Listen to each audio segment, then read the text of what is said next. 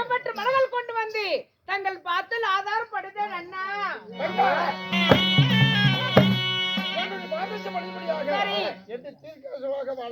அப்படியா? ஆகட்டும் அண்ணா.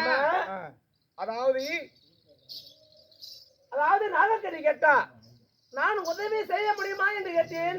யாது உதவி மன்னா என்று கேட்டா என்னால் சொல்வதற்கு மனம் துணியவில்லை. அந்த விஷயத்தை தாங்களே சொல்லுங்கள் மாமா.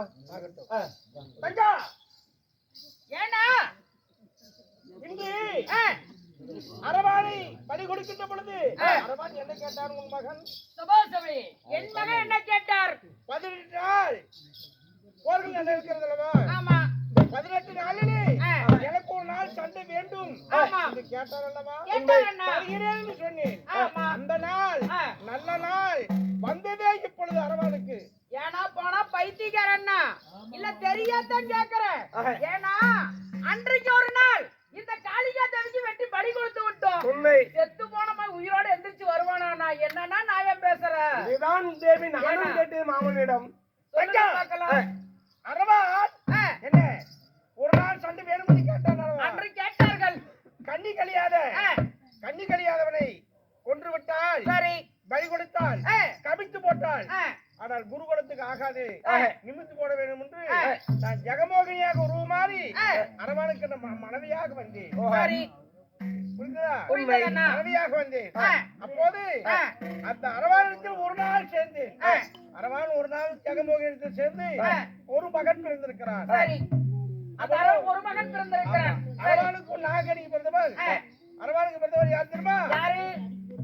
சக்குராயுதன். சரி, இது ஜெகமோகினிக்கும் சரி அரவானுக்கு பிறந்த சக்குராயுதன் இருக்கிறான். சரி, அதனால பயப்படாது. அவன் செத்தாலும் வம்சம் இருக்கிறது. ஆனால் சரி அம்மா அரவானுக்கு உயிர் கொடுத்து இங்க அனுப்ப வேண்டும் போர்க்களத்துக்கு. அண்ணா அந்த அரவானுக்கு எப்படி உயிர் கொடுக்கிறது? நான் எனக்காச்சு எப்படின்னா மறுபடியும் எழுப்புறது? அதாவது இந்த அரவணாகப்பட்டது இதோ காளிகா தேவி பலி கொடுத்து விட்டோம்.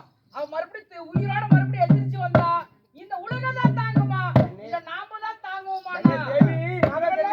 சூழ்ச்சி. அப்படியா? ஆகட்டும். நானும் கேட்டேன் மாமனிடம். ஆனா நாகக்கண்ணி மனம் ஒப்பு கொண்டால் மட்டுமே இக்காரியத்தை செய்ய முடியும். நாகக்கண்ணி ஒப்பு கொள்ளாவிட்டால் இக்காரியத்தை செய்ய முடியாது. அப்படி அரவானுக்கு மீண்டும் உயிர் கொடுத்தால்தான் இந்த 8ஆம் நாள் யுத்தத்திலே அல்லுபூச்சன் துரியனிடம் சேனாதி வேதம் பட்டம் தரித்து வந்து கொண்டிருக்கின்றார். அரவானுக்கு உயிர் கொடுத்தால் மட்டுமே 8ஆம் நாள் யுத்தம் செய்யணும்.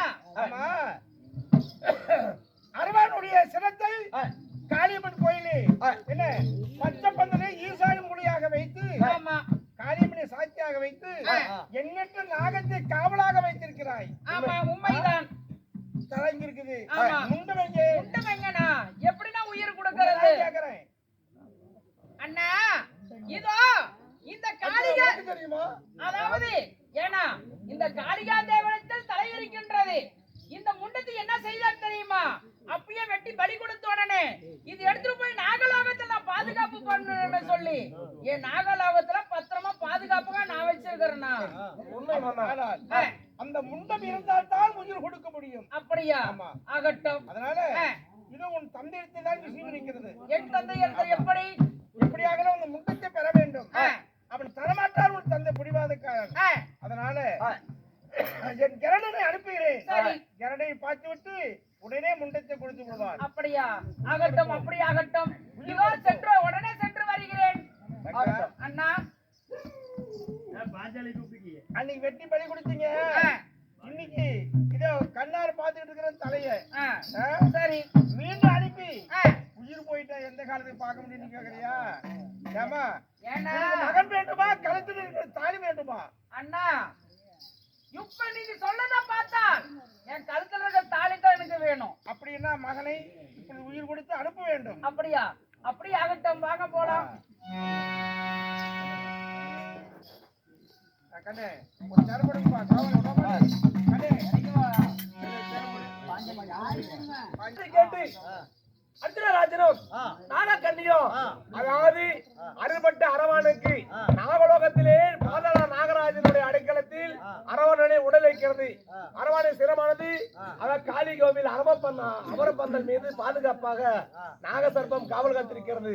இதை உயிர் பெற வேண்டும் என்றால் பாதாளோகம் சென்று அதான் அரவனுடைய உடலை கொண்டு வர வேண்டும்.